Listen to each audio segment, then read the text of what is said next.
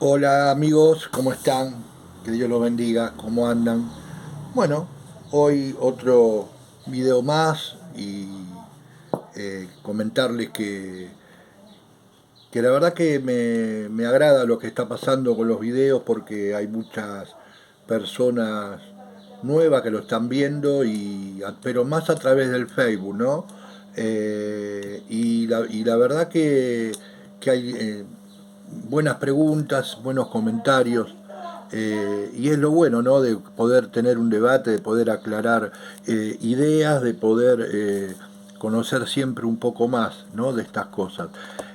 Así que te vuelvo a repetir, si te gusta, si te agrada, suscríbete en el canal de YouTube y Sin Verso y podemos dialogar, compartir, estar de acuerdo, ¿no? Con lo que con las charlas, ¿no? Con lo que estamos exponiendo. Y hoy quería tocar un tema que es uno de los momentos de Jesús que más me agradaron, ¿no? No me agradaron, sino que más me impactaron en lo personal, en lo espiritual, ¿no? Muchas veces uno se impacta con lo que es la crucifixión, todo ese momento tan triste y tan doloroso y tan glorioso, ¿no? Pero en el caso mío, hay un pasaje bíblico que no sé por qué me conmueve más, ¿no? Que todo eso, que es en el huerto del Getsemaní, ¿no? Cuando el Señor se aparta de sus discípulos a orar, ¿no? Antes de ser entregado, antes de ser capturado. Eh, y se encuentra en el Evangelio de Lucas, en el Evangelio de Mateo y en el Evangelio de Marcos. Pero quería hacer referencia con el Evangelio de Lucas porque me parece que es más concentrado y más específico a lo que quiero ir, ¿no? Es Lucas capítulo 22, versículo 39. Y lo leemos para que entrar en el tema. Y saliendo se fue como solía al monte de los olivos y sus discípulos también le siguieron. Saliendo del aposento alto, ¿no? Después de que ahí habían compartido la Pascua, ¿no? Habían compartido el lavamiento de los pies, había compartido en la última cena. El Señor sale de ese lugar y le dice a sus discípulos de ir al monte de los olivos, ¿no? Y se ve que era una costumbre del Señor. Y no era una costumbre del Señor. Imagínense que Jerusalén estaba festejando las Pascuas. Jerusalén era en ese tiempo era una ciudad que tenía 40.000 habitantes aproximadamente. Y para estas fechas, fiestas de Pascua, venían de distintos puntos, ¿no es cierto?, de Israel, se aproximaba aproximadamente a 250 a 270.000 personas, agregándole los 40 aproximadamente habitantes, 40.000 habitantes que tenía, llegaba o pasaba a los 300.000 personas, así que había pocos lugares donde poder estar tranquilo, que era lo que buscaba el Señor junto con sus discípulos para ponerse a orar, ¿no? Imagínense que no había los servicios que hoy tenemos en las ciudades. Y dice el Señor que tenía como costumbre, dice como solía, y saliendo se fue como solía al monte de los olivos, y sus discípulos también con él. Cuando llegó a aquel lugar les dijo, orad que no entréis en tentación. Y él se apartó de ellos a distancia como de un tiro de piedra, y puesto de rodillas oró, diciendo, Padre, si quieres, pasa de mí esta copa, pero no se haga mi voluntad sino la tuya. Y se le apareció un ángel del cielo para fortalecerle. Y estando en agonía, oraba más intensamente, y era su sudor como grandes gotas de sangre que caían hasta la tierra.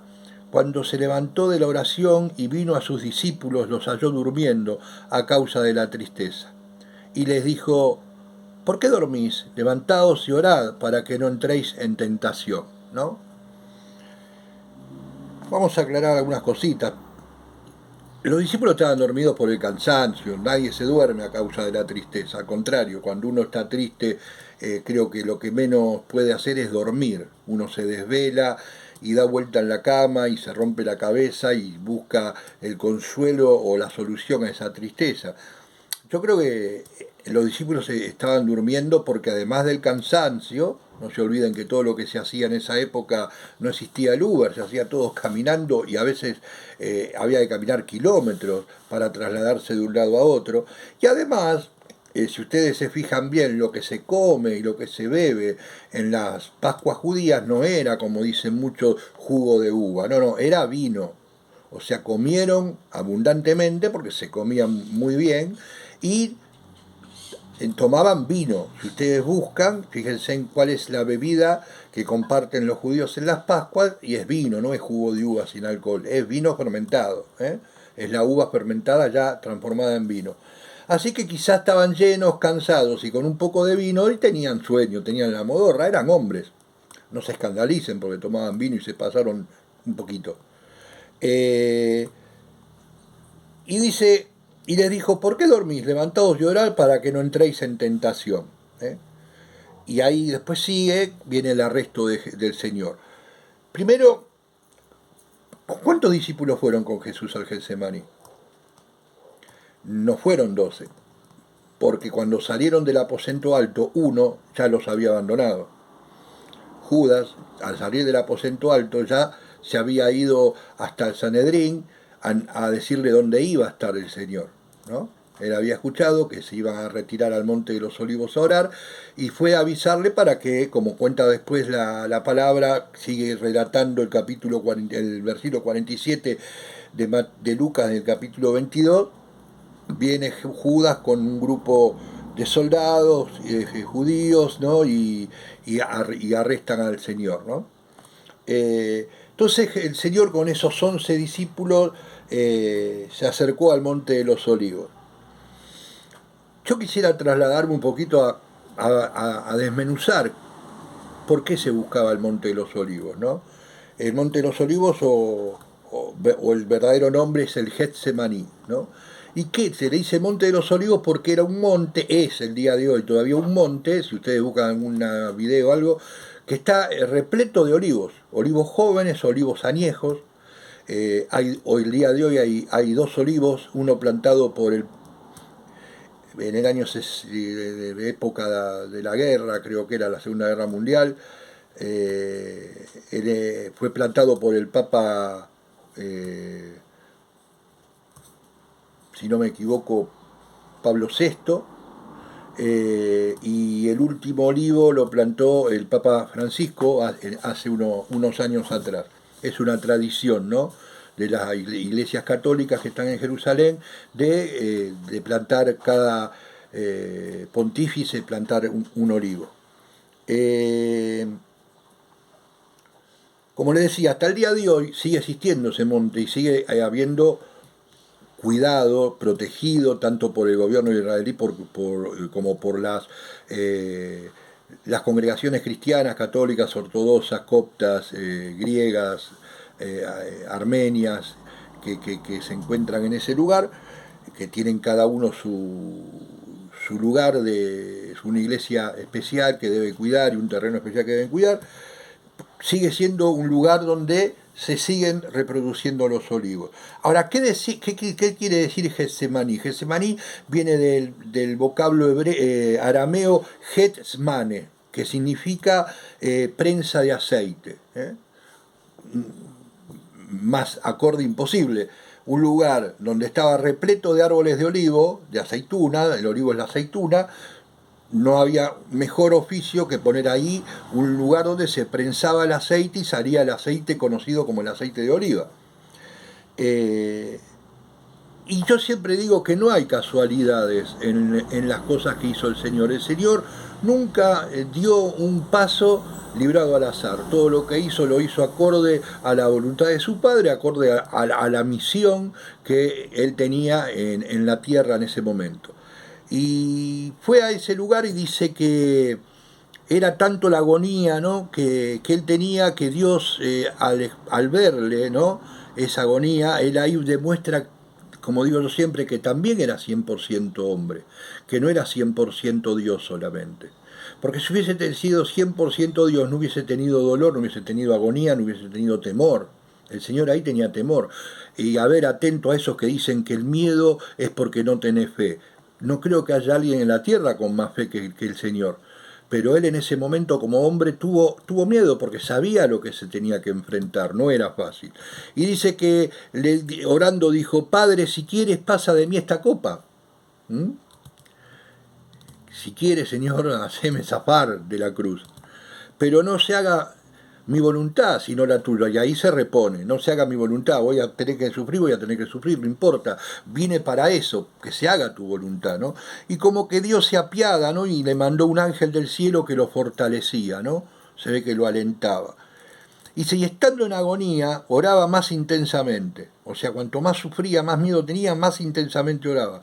Y dice que en un momento era su sudor como grandes gotas de sangre que caían de la tierra.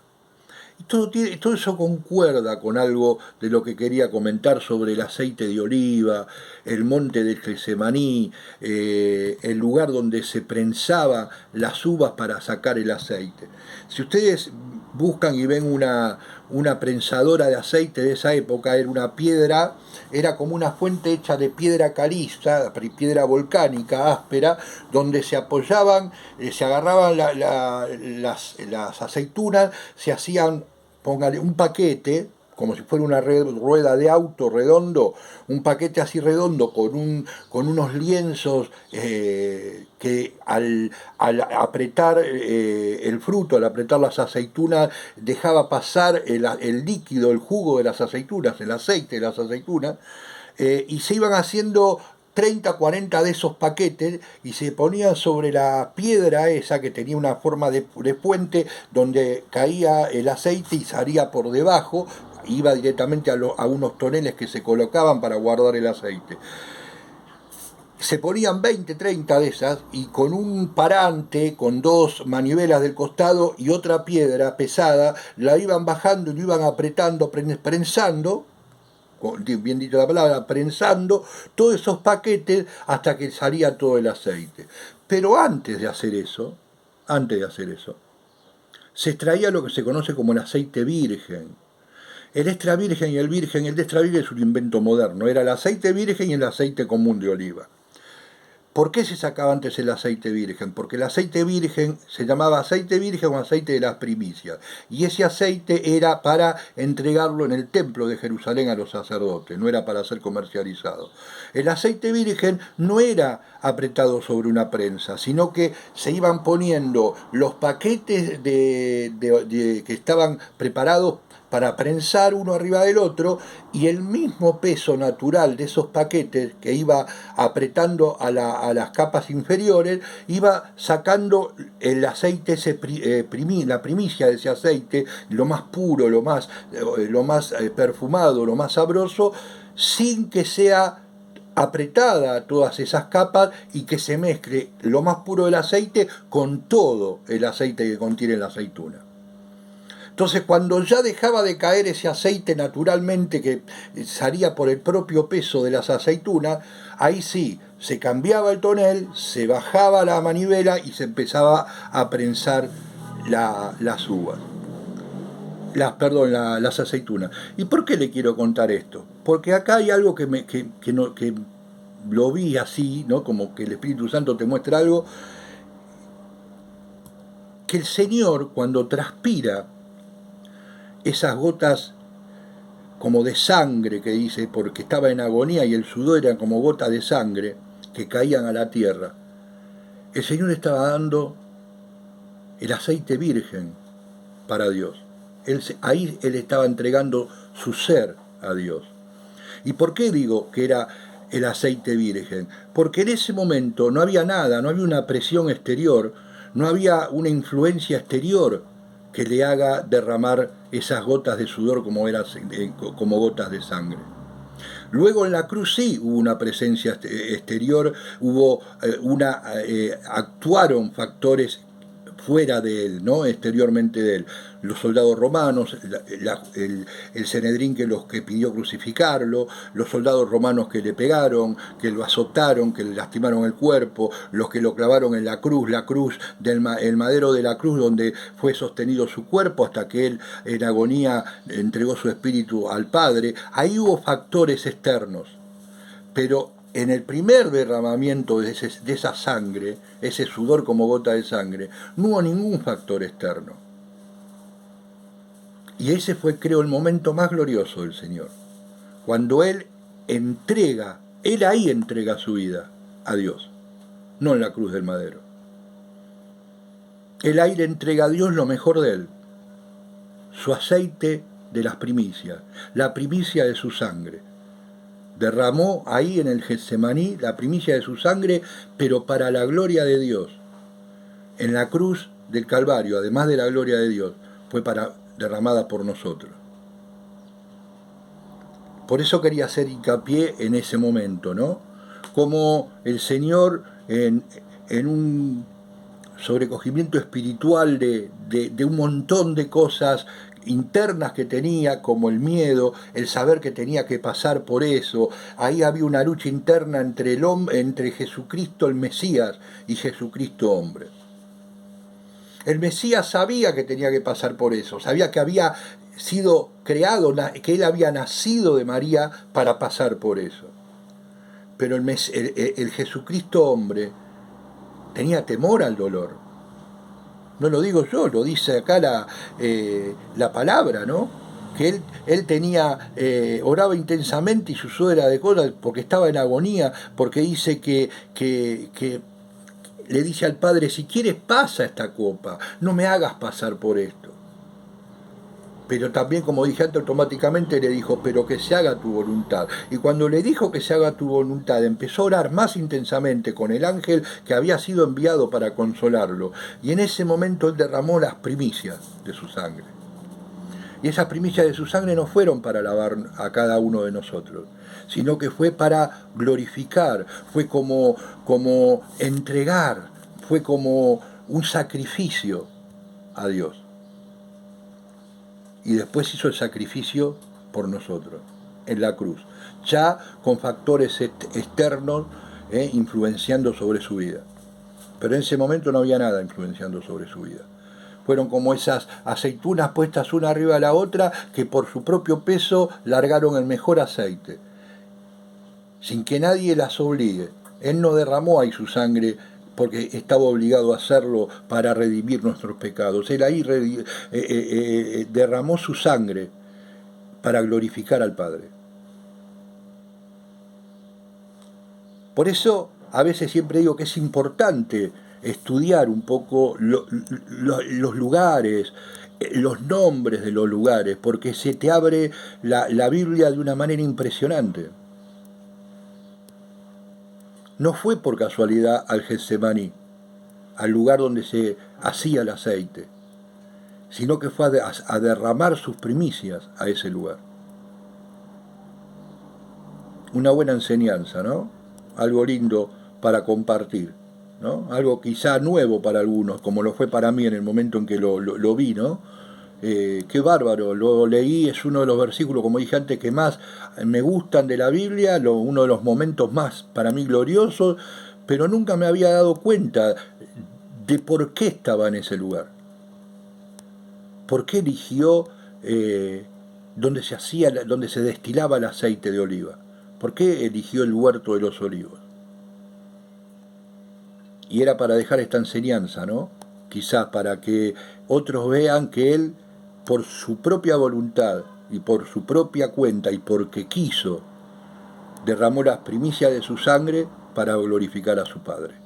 Y ahí sí, fortalecido, fue rumbo a los golpes, fue rumbo a los latigazos, fue rumbo a los clavos de la cruz, fue rumbo a estar elevado sobre un madero en forma de cruz y agonizar ahí hasta entregar su alma. Pero ya había ido fortalecido porque ya había hecho el sacrificio de su sangre delante del Padre. Espero que te haya gustado, que disfrutes esta palabra. Dios te bendiga.